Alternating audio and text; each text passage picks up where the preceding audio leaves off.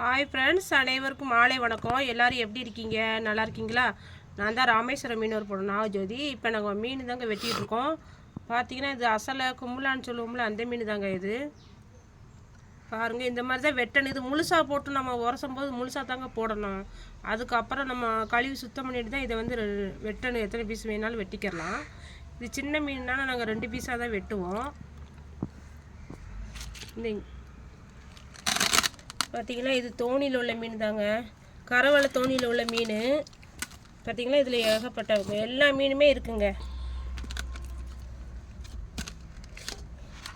பார்த்திங்கன்னா நகர மீன் இருக்குது, அசல் இருக்குது, அப்புறம் சூபார மீன் இருக்குது, மத்தி மீன் சொல்லுவோம்ல அந்த மீன் இருக்குங்க. எல்லா மீனுமே கலந்துருக்கு.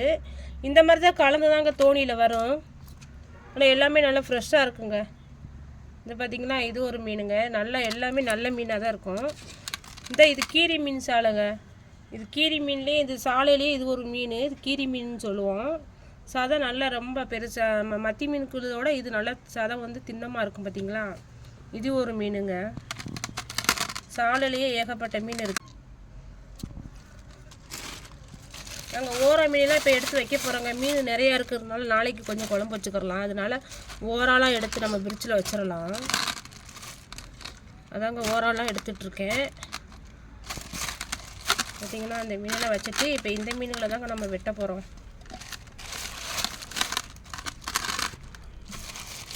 பார்த்திங்கன்னா இந்த ஓரா மீனை நாங்கள் பிரிட்ஜில் வைக்க போகிறோம். வேறு பாத்திரத்தில் வச்சு நாங்கள் பிரிட்ஜில் வச்சுருவோம்.